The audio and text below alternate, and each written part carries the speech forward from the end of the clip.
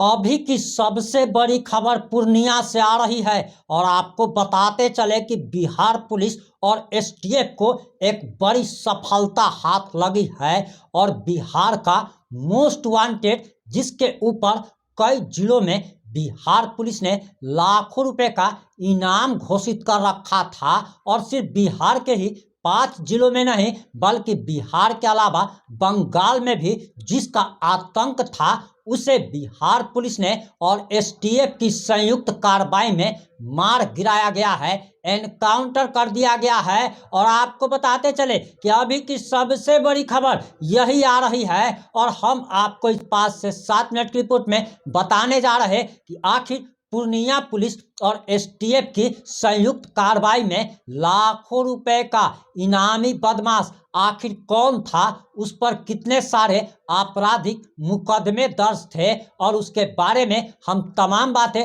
आपको बताने जा रहे हैं। इसके साथ ही साथ हम पूर्णिया एसपी का भी बयान आपको सुनाने वाले हैं, एनकाउंटर का विजुअल दिखाने वाले हैं। तो 5 से 7 मिनट की रिपोर्ट में बने रहे हमारे साथ।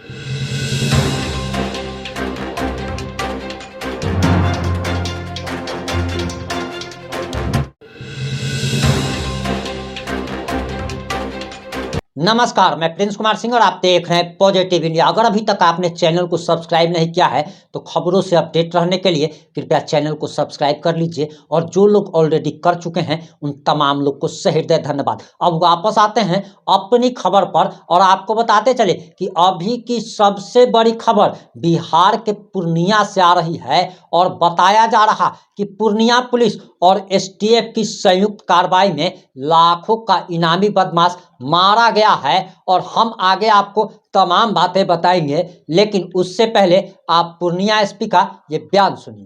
कि ये एक कुख्यात अपराधी रहा है जो कई घटनाओं में डकैती के घटनाओं में इन्वॉल्व रहा है। वो ये पूर्णिया के रेंज के 3 जिला पूर्णिया, किशनगंज, कटिहार और बंगाल में अपनी आपराधिक घटनाओं में शामिल रहा है। ये एक अपनी टीम बनाए रखा था इसमें खुद ये लीड करता था और आपराधिक घटनाएं करता था। इसमें ये डकैती करता था और हथियार का भी इस्तेमाल किया है और कुछ लोगों पे गोलियां भी चलाई हैं इसके द्वारा। इसी में इसमें आज जब ये आ रहा था हमें सूचना मिली थी कि इसके द्वारा कोई आपराधिक घटना की जा रही है। टीम बनाई गई थी, अलर्ट किया गया था और उसी में इसकी खोजबीन चल रही थी और उसी में ये पुलिस से मुठभेड़ हुआ। इनको सरेंडर करने कहा गया लेकिन ये नहीं माने, गोलियाँ चली। उसमें पुलिस को अपनी आत्मरक्षा हेतु गोली चलाना पड़ा जिसमें ये मारे गए। सर, ये लोग कितना लोग से था यहाँ? जो अभी देख के लग रहा है इसमें काफ़ी लोग तो भाग गए, उसमें 5-6 आदमी तो थे साथ में। सर, इनका तो एक अमौर में भी इनका साथी का कोई एक घटना हुआ था, क्या इसमें भी संलिप्तता थी इनकी? बिल्कुल, ये जो बताया मैंने कि पूरी टीम के साथ थे। तो जो कुछ महीने पहले हुई थी वो इसके एक साथी की थी, बाबर की, और उसी जो ग्रुप है उसके सरगना यही थे। तो आज इनका ये पुलिस मुठभेड़ में। सर, इनके पास हथियार भी बरामद हुआ है क्या? हाँ, इनके पास से इनके हाथ से कार्बाइन और एक देसी पिस्टल बरामद हुआ है। आपने पूर्णिया एसपी का बयान सुन लिया होगा। अब आपको हम बताने जा रहे हैं मीडिया रिपोर्ट्स के अनुसार, पूर्णिया पुलिस के अनुसार जो जानकारी आ रही है उसके अनुसार दरअसल बताया जा रहा कि बिहार का कुख्यात डकैत सुशील मोची को एनकाउंटर में मार गिराया गया है और पूर्णिया एसटीएफ ने सुशील मोची को पूर्णिया जिले में आने वाले 82 के ताराबाड़ी में ढेर कर दिया है। डकैत पर 2.5 लाख रुपए का बिहार पुलिस ने इनाम घोषित कर रखा था। मोची पर पूर्णिया में 1 लाख, कटिहार और किशनगंज में 50-50 हजार रुपए का इनाम घोषित कर दिया गया था। वो पूर्णिया के अनगढ़ थाना क्षेत्र का रहने वाला बताया जा रहा है। सीमांचल ही नहीं बल्कि सुशील मोची का आतंक बंगाल में भी था। बिहार के कई जिलों में उस तो आतंक था ही बल्कि बिहार के अलावा बंगाल में भी उसका काफी आतंक था। बंगाल में भी उस पर कई सारे आपराधिक मामले दर्ज थे और बताया जा रहा कि इसके ऊपर डकैती, लूट समेत 12 से ज्यादा मामले दर्ज थे।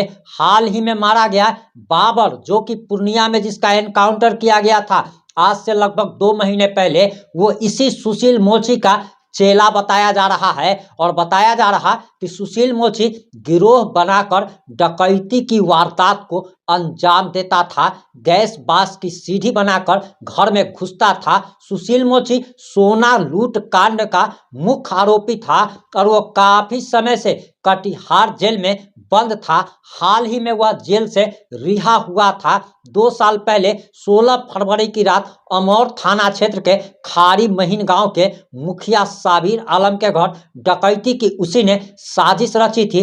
नकाबपोश 20 से 25 डकैत 25 संख्या में बम, हथियार और बंदूक लेकर खिड़की तोड़कर घर में घुस गए थे और परिवार को बंधक बनाकर 5 लाख कैश और जेवरातों की डकैती की गई थी। वहीं सुशील मोची गैंग वारदात को अंजाम देने से पहले वहां की रेकी किया करता था। इसके बाद गैंग घर में घुसने के लिए बांस काटकर सीढ़ी बनाता था। रात में इसी सीढ़ी के सहारे वो अपने टारगेट के ठिकाने में घुसा करते थे और वारदात को अंजाम दिया करते थे। कुख्यात सुशील जो है वो खुद गैंग चलाता था और 3 महीने के भीतर पूर्णिया पुलिस की ओर से यह दूसरी कार्रवाई है। इससे पहले सुशील मोची के ही चेला बाबर आजम को पूर्णिया पुलिस ने एनकाउंटर में मार गिराया था और अमौर के गरहरा गांव में कुख्यात बाबर को एसटीएफ और पूर्णिया पुलिस ने घेर कर दिया था। वहीं बताया जा रहा कि लगातार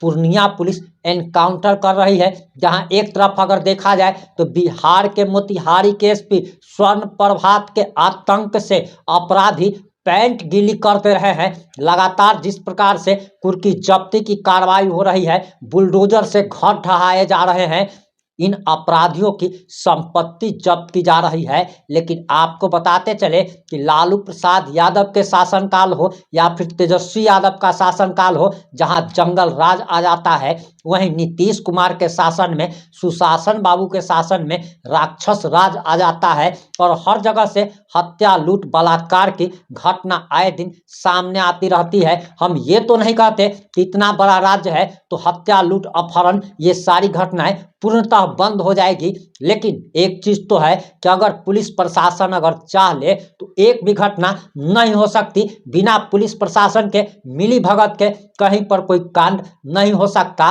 और अगर होगा भी तो आधे घंटे में उसे पकड़ लिया जाएगा। पुलिस के हाथ तो इतने लंबे होते हैं, पुलिस का तंत्र इतना मजबूत है कि पुलिस चाहे तो क्या नहीं कर सकती। आपको बताते चले कि अभी अभी बिहार पुलिस ने 1-2 दिन पहले पोस्ट किया था अपने आधिकारिक इस पे, और उस पे बताया गया था कि 6 मिनट के अंदर में अपहृत बच्ची को बरामद कर लिया गया। अब जरा सोचिए कि कितनी त्वरित कार्रवाई हुई कि मात्र 6 मिनट में अपहृत बच्ची को छुड़ा लिया गया। इससे बड़ा और क्या उदाहरण हो सकता है। और इन सारे मामलों पर हमारी भी नज़र बनी हुई है, आप भी नज़र बनाए रखिए और इस मामले पर आप अगर कोई प्रतिक्रिया देना चाहें तो जरूर दीजिएगा। जुड़े रहें हमारे साथ। जय हिंद, जय भारत।